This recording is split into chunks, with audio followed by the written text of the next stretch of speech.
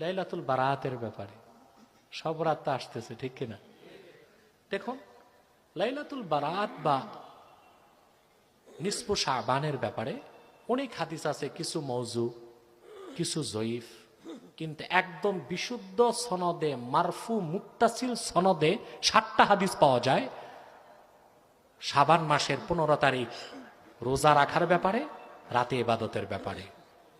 যে এই শাবান মাসের 15 তারিখ লাইলাতুল বারাতে রাতে ইবাদত করবে, দিনে রোজা রাখবে, আল্লাহ তার জীবনের সব গুনাহ মাফ করে দিবেন।